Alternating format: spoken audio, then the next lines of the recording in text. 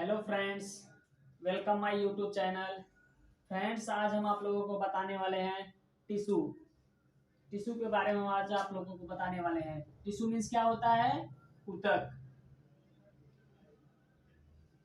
Tissue means ऊतक, TISSUE। Biological name क्या है? हिस्टियोलॉजी। HISTOLOGY, हिस्टियोलॉजी। अब टिश्यू की हम लोग क्या बताएंगे? डिफिनीशन। एक समान कोशिकाओं से मिलके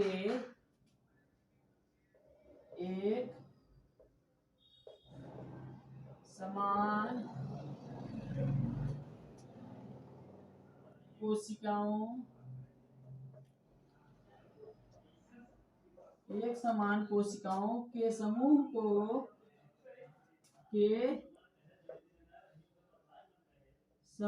को ऊतक कहते हैं।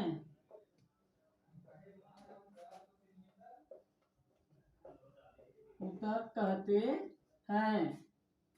ए ग्रुप ऑफ, इंग्लिश में कैसे पढ़ेंगे? A group of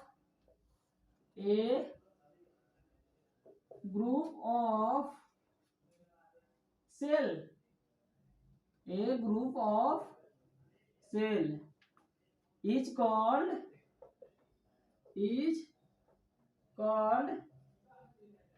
tissue।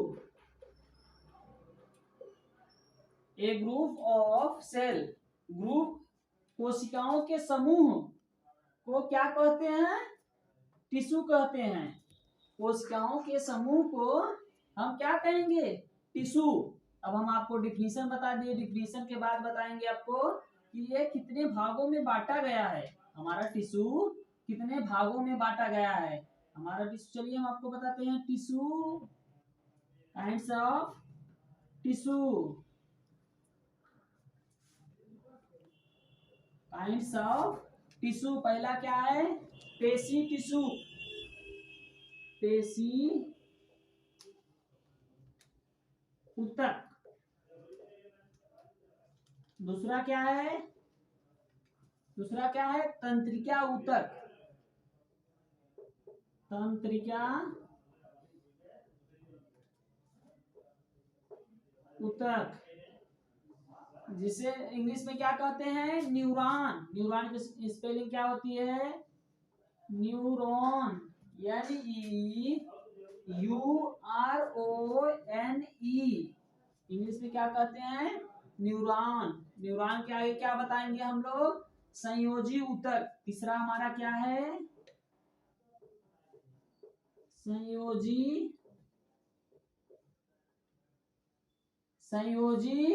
ऊतक। ऊतक इंग्लिश में क्या कहेंगे इसे? संयोजी ऊतक को इंग्लिश में क्या कहते हैं? Connective. CONNE, connective. CONNECTIVE, connective tissue. TISSUE, connective tissue. अब चौथा हमारा क्या है? उपकला ऊतक। चौथा हमारा क्या है? उपकला ऊतक। संयोजी ऊतक के बाद हमारा क्या आएगा? उपकला। उपकला को इंग्लिश में क्या कहते हैं? ये क्या बताएंगे? एडीपोज। सॉरी, एडीपोज बताएंगे। ADIPOSE, adipose. क्या है चौथा? उपकला ऊतक, एडीपोज।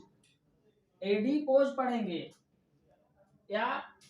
क्या हो गया? पेशी ऊतक, तंत्रिका ऊतक। दूसरा हमारा क्या हो गया? तंत्रिका ऊतक। तीसरा हमारा संयोजी ऊतक। संयोजी ऊतक को इंग्लिश में क्या कहते हैं? Connective tissue. चौथा हमारा हो गया उपकला ऊतक। उपकला को इंग्लिश में क्या कहते हैं? एडीपोज। अब हमारा ये ऊतक के काइंड्स ऑफ ऊतक। अब इनके भी कितने प्रकार हैं? पेशी ऊतक के कितने प्रकार हैं? तंत्रिका ऊतक के और संयोजी ऊतक के, उपकला ऊतक के। अब हमको सब बताते हैं आप लोग को, तब से इरेजिंग कर लें। इरेजिंग करने के बाद फिर हम आपको बताते हैं। पेशी ऊतक। अब पेशी ऊतक हमारा क्या होता है, पहले लिखेंगे पेशी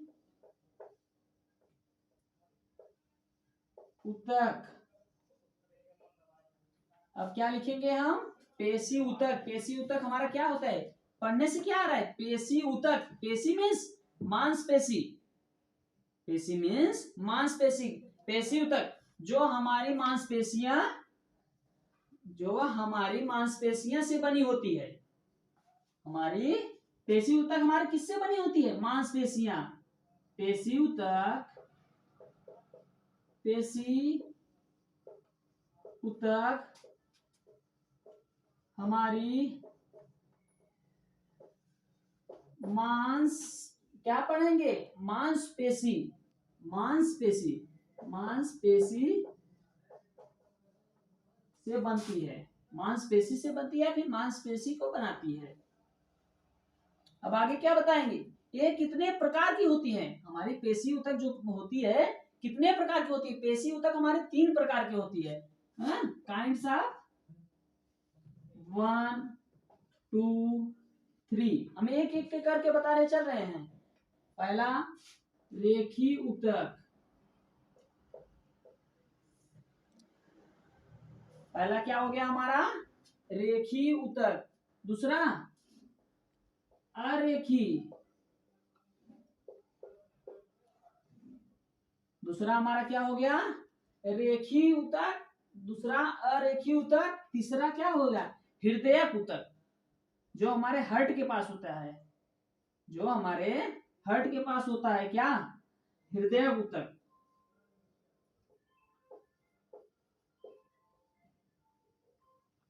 हृदयक पेशी में 3 प्रकार बताए, रेखी, अरेखी, हृदयक।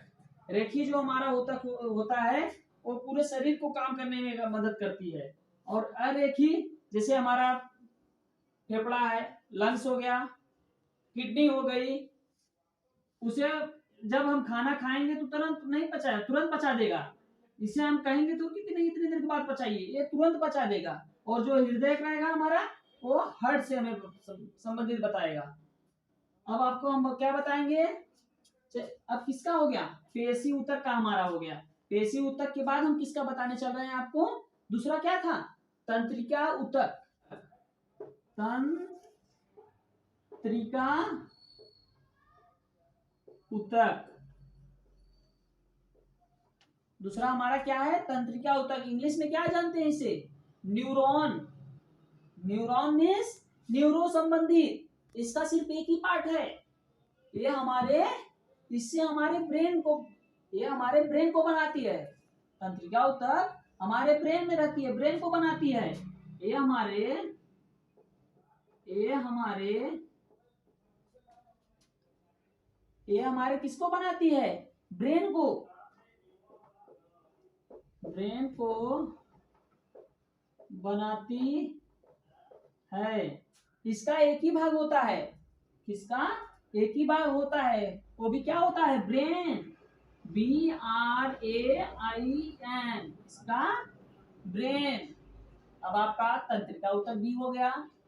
अब आते हैं उपकला ऊतक। उपकला को इंग्लिश में क्या कहते हैं, उपकला को एडिपोज, उपकला ऊतक जिसे क्या कहते हैं, एडिपोज टिश्यू, एडिपोज टिश्यू। ये हमारे शरीर में वसा को बनाने में सहायक करती है। उपकला, उपकला हमारे शरीर में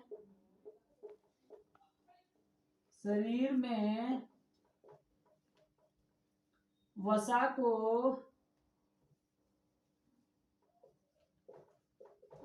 को बनाने में मदद करती है। उपकला हमारे शरीर में वसा को बनाने में मदद करती है। उपकला हमारे शरीर में वसा को बनाने में मदद करती है। इसके भी हम प्रकार बताएंगे, काइंड्स ऑफ एडिपोज टिश्यू। चलिए हम आपको बताएंगे काइंड्स ऑफ एडिपोज टिश्यू। इसमें पहला क्या आ जाएगा, वसा। हमारा क्या आ जा रहा है, वसा। हमारा वसा आ जा रहा है। यहाँ पे भी छोटा सा रहेगा। हमारा क्या आ जा रहा है, वसा। वसा को क्या कहते हैं, चर्बी। वसा। जैसे हमारे बॉडी में देखिए, अभी बॉडी बिल्डर जो होते हैं अभी जिम करेंगे, हम जिम करत है। जब हम जिम करत है तो जिम करने के बाद क्या होगा, बाइसेप, ट्राइसेप, चेस्ट, शोल्डर, सब जगह क्या चला जाएगा, फैट चला जाएगा, वसा चला जाएगा। जब हमारी बॉडी के, जब वसा हमारे शरीर में जब पूरा इकट्ठा हो जाती है तो कभी कभी आप देखे होंगे कि जो दुबले पतले होते हैं, जो दुबले पतले होते हैं उन्हें ठंड ज्यादा लगती है। जो दुबले पतले होते हैं उन्हें ठंड ज्यादा लगती है, और जो मोटे होते हैं उन्हें ठंड कम लगती है। ऐसा क्यों, क्योंकि उनके अंदर वसा की मात्रा ज्यादा है। वसा की मात्रा ज्यादा है, वो फैटी लिवर है, फैटे है उनके पास, तभी उनको ठंड कम लगती है। वसा है, अब समझ गए आप, फैट। अब आगे हम आपको बताने चल रहे हैं क्या, कुबड़। सेकंड क्या है, कुबड़। कभी भी आप लोग ऊंट देखे होंगे, ऊंट। कुबड़ हम आपको बताने जा रहे हैं। जब ऊंट आपने देखे होंगे, ऊंट के ऊपर ऐसे गोल में जैसे रहती है, जो ऊंट के ऊपर गोल में रहती है, उसमें क्या रहता है, टिश्यू। उसमें वसा रहता है, उसमें पानी नहीं रहता है। उसमें चर्बी फैट रहती है, उनकी वैसी बनी रहती है। उसमें पानी नहीं रहता है, वो ऐसे ही रहते हैं। हाँ, वही ऊंट के देख लीजिए, वही आप कुबड़ समझ जाएंगे। कहीं ना कुबड़ा है, जगह जगह उगड़ जाएगी। कभी कभी देखेंगे आप, जगह जगह कुबड़ टाइप उगड़ जाती है। उसके बाद क्या आ जाएगा, हमारा पेट। तीसरा हमारा क्या आ जाएगा, पेट। पेट में क्या होती है, वसा होती है। पेट में अभी हम दुबले पतले खाना ना खाएं तो कैसे है, झूलने लगेंगे। अभी जब मोटे ताजे रहेंगे, जो मोटे रहते हैं उनका पेट रहता है, वो 2 दिन खाना भी नहीं खाएंगे तब फिर भी ऐसे नहीं लगेगा कि खाना नहीं खाए हैं। तब पर भी ऐसा लगेगा कि वो खाना नहीं खाए हैं। आप सोचेंगे खाना खाए हैं, ये खाना खाए हैं, क्योंकि उनमें वसा रहती है। उनमें वसा रहती है, उनके चेस्ट में सब में वसा रहती है, क्योंकि उसमें फैट रहता है ना, तो तभी ऐसा रहता है। अब चौथा हमारा क्या है, इसी का उपकला का चौथा क्या रहता है, चौथा रहेगा झुर्री। झुर्री। टिश्यू में उपकला का चौथा भाग क्या है, झुर्री। झुर्री आ जाना। झुर्री मीन्स क्या होता है, ये लिखने से ही आपको समझ में आएगा, झुर्री लिखने से ही आपको समझ में आएगा, झुर्री। झुर्री मीन्स कभी किसी चीज को झुक जाना। जैसे हमारी बॉडी में चमड़े के अंदर जो वसा रहती है, जब वसा बुढ़ापेपन में खत्म होने लगती है तो क्या हो जाएगा, जब यही वसा इसमें से खत्म होने लगेगी तो हमारी चमड़ी क्या हो जाएगी, सिकुड़ने लगेगी। जब चमड़ी सिकुड़ने लगेगी तो जान लीजिए कि हमारी वसा की मात्रा, वहां उपकला वसा की मात्रा कम हो रही है। उपकला वसा की मात्रा कम हो रही है। देखिए अभी बच्चे रहते हैं, जब हम बच्चे थे तो हमारी जो हाथ थी ये चिकने चिकने थे, सब चिकने थे। जब धीरे धीरे बड़े हो रहे हैं, देखिए झुर्रीपन आ रहा है, क्योंकि यहाँ की जो उपकला है, एडिपोज टिश्यू, यहाँ की जो एडिपोज टिश्यू धीरे धीरे खत्म हो रही है। जब धीरे धीरे बुढ़ापेपन में खत्म होगा तो ये क्या हो जाएगी, झुर्रीपन आ जाएगा, मतलब सिकुड़न आ जाएगा। कभी भी देखेंगे गाल बैठ जाना। झुर्री में कैसे समझा रहे थे आपको, जैसे अभी गाल है, गाल जब बच्चेपन में रहेंगे जैसे बच्चेपन में इनका देखिए, अभी जब आएंगे, आ जाओ आ जाओ, इधर आ जाओ, इधर आ जाओ। जैसे इनका देखिए, अभी बच्चेपन में है, अभी इनका गाल सिकुड़ा नहीं है। ये उपकला, उपकला एडिपोज टिश्यू। जब ये बूढ़े हो जाएंगे, इनके और हमारे में अंतर देखिए, हमारा धीरे धीरे खत्म हो रहा है, हमारी ये क्या एडिपोज टिश्यू, एडिपोज टिश्यू हमारी खत्म हो रही है, अभी इनकी एडिपोज टिश्यू बनी है। इनके हाथ देखेंगे तो देखिए, इनके हाथ और हमारे हाथ देखिए, हमारे हाथ में यहाँ की एडिपोज मतलब एडिपोज टिश्यू उपकला ऊतक हमारे खत्म हो रही है, और इनकी क्या है अभी है। जब इनकी भी एज हो जाएगी तब इनका भी यहाँ पे झुर्रीपन आने लगेगा। अब जाइए आप, यहाँ झुर्रीपन आने लगेगा। झुर्रीपन आने का मतलब उपकला टिश्यू खत्म हो रहा है, वहां से एडिपोज टिश्यू खत्म हो रहा है। थैंक यू फ्रेंड्स, अगर आप लोगों को हमारा वीडियो अगर पसंद आया हो तो लाइक करें, उसके बाद ज्यादा से ज्यादा शेयर करें और सब्सक्राइब करें। सब्सक्राइब करने के बाद जो कमेंट बॉक्स में हमें अपना क्वेश्चन दें। क्वेश्चन देने के बाद हम आपका आंसर जरूर देंगे। कभी भी किसी भी क्वेश्चन देने के बाद आप जब भी करेंगे तब हम आपका आंसर जरूर देंगे। ये समझ लीजिए ऊतक, अब तक हम आपको बताए थे सेल, सेल के बाद क्या आया ऊतक, ऊतक हम आप लोगों को बताए। अब हम आपको ऊतक पूरी तरह से समझा दिए। अगर इसी प्रकार से आप ऊतक को पूरी तरह से तैयार कर लेंगे तो समझ लीजिए ऊतक से फंसने वाला कोई क्वेश्चन है, कोई क्वेश्चन ऊतक से फंस जाएगा। सेल और ऊतक से अगर इतना वीडियो आप देख लेंगे, सेल और ऊतक से फंसने वाला क्यों